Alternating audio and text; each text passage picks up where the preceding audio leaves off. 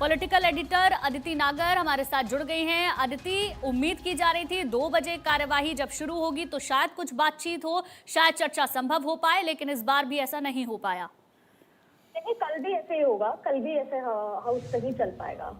और सबसे इम्पोर्टेंट बात यह है कि पहला सप्ताह हमेशा ऐसा देखा गया, लेकिन इस बार मसला कुछ और है। कोशिश अब ये करनी होगी लोकसभा स्पीकर को और किरण रिजिजू को कि वो सहमति बनाने की कोशिश करें विपक्ष के लोगों के साथ, विपक्ष के सांसदों के साथ, स्पेशली फ्लोर लीडर्स के साथ। क्या आपने चर्चा की मांग की है? हम चर्चा करने को तैयार हैं। या तो पहला ये कोशिश, जैसे अभी आपने देखा ओम बिरला नहीं आए थे, ओम बिरला सिर्फ 11 बजे की कार्रवाई में आए, उसके बाद से चेयर पर आसन पर कोई और आए, सीनियर सांसद आए और उन्होंने कहा कि हम 377 के तहत माननीय सांसद चर्चा कर सकते हैं तमाम बातें। लेकिन हंगामा यूं ही चलता रहा और कल तक के लिए स्थगित हो गई। आपने राज्यसभा में भी अभी यही पैटर्न देखा। कुल मिलाकर बात यह है कि ये गतिरोध आपको कल भी देखने को मिलेगा।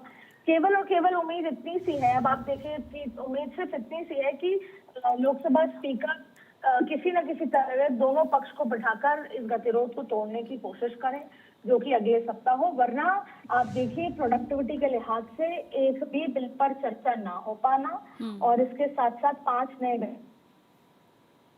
आरक्षण बिल, ये तमाम चीजें कहीं ना कहीं बैकसीट पर जाती नजर आ रही है। हालांकि पहला सप्ताह हमेशा ऐसे ही देखने को मिला है।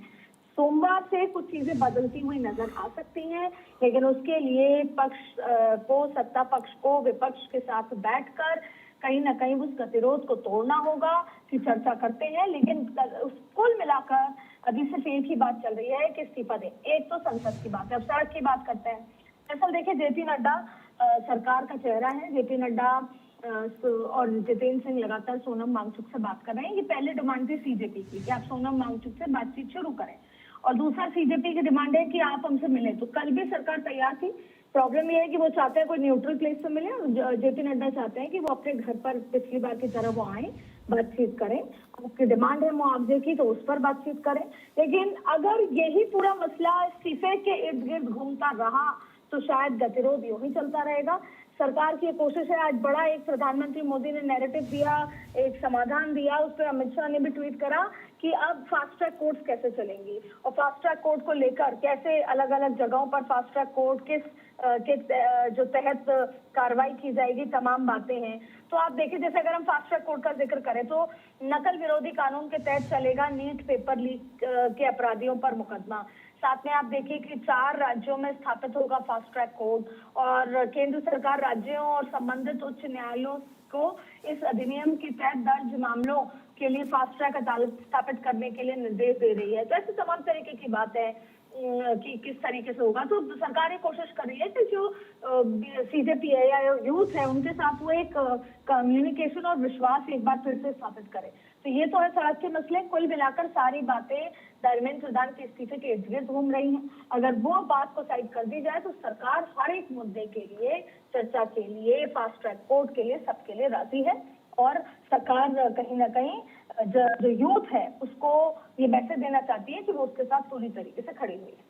बिल्कुल अदिति, और जब 12 बजे स्थगित हुई थी कार्यवाही, उसके बाद जब मीडिया से मुखातिब कर रहे थे किरण रिजिजू, उन्होंने ये कहा कि हम तो तैयार हैं, आप जब कहेंगे, आप जितनी देर कहेंगे, हम चर्चा के लिए बिल्कुल तैयार, लेकिन विपक्ष आगे तो आए चर्चा करने के लिए। उन्होंने ये भी कहा कि ये सत्र बहुत इंपॉर्टेंट है, लेकिन हमने सारी चीजों को भी साइड रखकर पहले हम इस पर ही चर्चा करने के लिए तैयार हैं।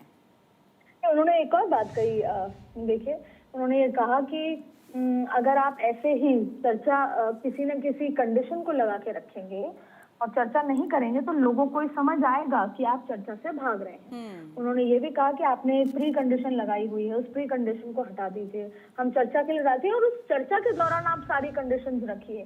तो सरकार अब ये मैसेज देना चाहती है, सरकार चाहती है कि वो चर्चा के लिए तैयार है, क्योंकि हमेशा से यही मसला होता है कि एफआईआर पे सरकार चर्चा नहीं करना चाहती है। और अगर ये इतना बड़ा मसला नहीं होता तो शायद आज चर्चा होती राम मंदिर में क्या हुआ, उसको लेकर विपक्ष चर्चा की मांग करती।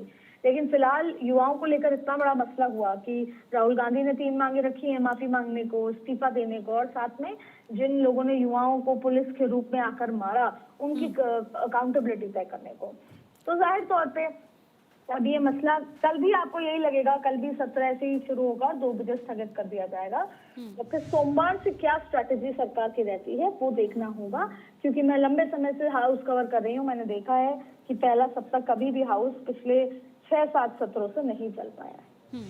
चलिए ठीक है अदिति, बहुत बहुत शुक्रिया आपका इस बातचीत के लिए।